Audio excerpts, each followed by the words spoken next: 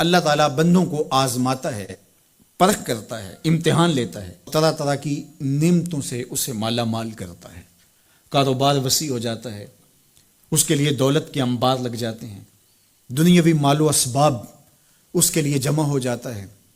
منصب ملتا ہے، عہدہ ملتا ہے، اقتدار ملتا ہے، شان و شوکت ملتی ہے، لوگوں کے دلوں میں اس کا گھر بنتا ہے، تو اس کے ذہن میں یہ بات آتی ہے کہ میرے رب نے مجھے جو عزت دی ہے میں اس کا استحقاق رکھتا تھا، اور میں اگر اس لائق نہ ہوتا تو مجھے کیوں نوازا جاتا، تو گویا میرا رب میرے اوپر راضی ہے۔ اور پھر جب محفل نعت میں مہمان خصوصی بھی بن گئے تو پھر تو ان کے نفس کو اور تسکین مل گئی۔ جب پیر صاحب نے بھی ان کو ہی اہمیت دی تو پھر انہیں لگا کہ واقعہ ہی ہمارا رب ہم پہ راضی ہی ہے، تبھی تو ہمیں مذہبی طبقوں کے اندر بھی اہمیت مل رہی ہے، حالانکہ وہ جانتے ہیں کہ ہم نے یہ دولت کیسے حاصل کی ہے، وہ جانتے ہیں کہ ہمیں سجدے کی توفیق نصیب نہیں ہے، وہ جانتے ہیں کہ آج اس محفل میں مہمان خصوصی سے تو کل ہم شراب خانے میں تھے، انہیں پتہ ہے، لیکن اس کی طرف توجہ نہیں جاتی، سوچتے نہیں ہیں، بلکہ وہ یہ سمجھتے ہیں کہ ہمیں یہ جو عزت مل رہی ہے یہ اللہ تعالیٰ کی طرف سے ہماری کسی قبولیت کی وجہ سے یہ عزت ہے، حالانکہ یہ ان کی آزمائش تھی، ان کا امتحان تھا۔ دوسری بات، وَأَمَّا إِذَا مَبْتَلَاهُ، اور جب اللہ اس کو آزماتا ہے، فَقَدَرَ عَلَيْهِ رِزْقَهُ، اور اس کے رزق کو تنگ کرتا ہے، اس کو آزمائش کی بھٹی میں ڈالتا ہے، فَيَقُولُ رَبِّي أَهَانَنِ، تو پھر وہ چیخ اٹھتا ہے، میرے رب نے تو مجھے ذلیل کر کے رکھ دیا۔ بیماری آ جائے، ابتلا میں مبتلا ہو تو وہ کہتا ہے کہ میرا رب مجھ سے ناراض ہو گیا۔ تو یہ انسان کی کج فکری، ایسا نہیں ہے۔ کسی شخص کو دولت کا دیا جانا یہ اللہ کی رضا کی دلیل نہیں ہے، اور کسی شخص کو غربت کے امتحان میں ڈالا جانا یہ اللہ کی ناراضگی کی دلیل نہیں ہے۔ حضرت امام رازی نے لکھا ہے کہ مکے سے لے کر طائف تک 70 ایسے نبیوں کی قبریں ہیں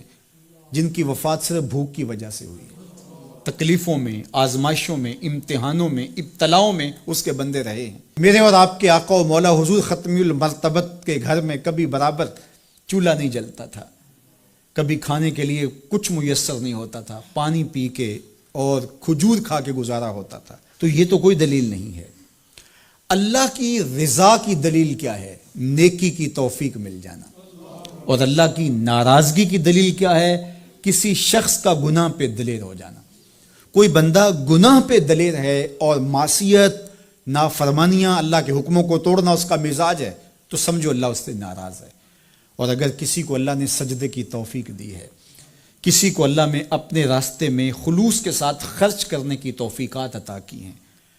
حلال حرام کی تمیز اس کو عطا کر دی گئی ہے، تو پھر سمجھ لو کہ اللہ اس پہ راضی ہے۔ باقی رہی بات کہ کسی کو دولت کا زیادہ دیا جانا، کسی کو کم دیا جانا، تو یہ آزمائش ہے۔ اب جو اہل ایمان ہیں، اللہ کے بندے ہیں، وہ کیا کرتے ہیں؟ جب دولت زیادہ ملتی ہے، اقتدار ملتا ہے، منصب ملتا ہے، تو بس اللہ کے شکر کے دائرے میں آ جاتے ہیں، اور جب مصیبت آتی ہے، تکلیف آتی ہے، اذیتوں میں مبتلا ہوتے ہیں، تو پھر وہ یہ نہیں کہتے کہ ہمارے رب نے ہمیں ذلیل کر دیا،